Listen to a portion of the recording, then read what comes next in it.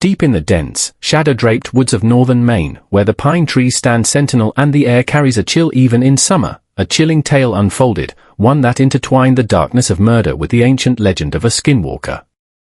In a small, isolated cabin nestled among the towering trees, lived two brothers, Caleb and Jacob. They were woodsmen by trade, living off the land and rarely venturing into town except for supplies.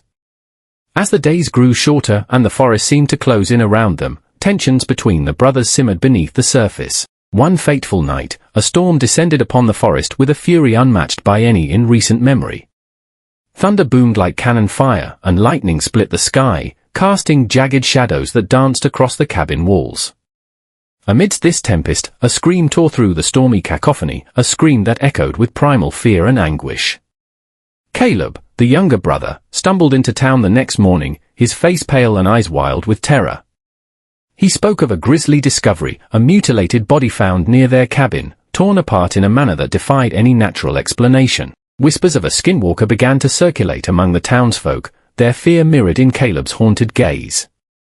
Jacob, the elder brother, remained silent and withdrawn, his weathered face a mask of unreadable emotions. Suspicion fell upon him, for his stoic demeanor and refusal to speak raised doubts about his innocence. Yet, no evidence tied him directly to the crime, and the mystery deepened as more bodies were discovered in the following weeks, each bearing the same gruesome wounds. As winter tightened its icy grip on the land, fear spread like a plague through the community. Folklore and superstition mingled with the harsh reality of death, and the line between human evil and supernatural horror blurred. Whispers of rituals performed under the full moon and sightings of shadowy figures prowling the forest fueled rumors of a malevolent presence, a skinwalker driven by primal hunger and ancient vendettas. One moonlit night, a group of brave souls ventured into the woods, armed with torches and ancient symbols of protection. Among them was Caleb, his determination to uncover the truth outweighing his fear of what lurked in the darkness. As they approached the cabin, a figure emerged from the shadows, a tall, cloaked silhouette with eyes that burned like coals. "You have trespassed into my domain," the figure hissed, its voice a chilling blend of human and something otherworldly. Caleb's heart raced as he recognized the face beneath the hood, a face that mirrored his own, twisted by rage and desperation. "Jacob," he whispered, disbelief and horror warring within him. Jacob's transformation was swift and terrible, his body contorting as if pulled by invisible strings. In moments, he stood before them not as a man, but as a monstrous amalgamation of flesh and fur, a skinwalker driven by an insatiable thirst for blood. The group recoiled in terror, their torches wavering against the encroaching darkness.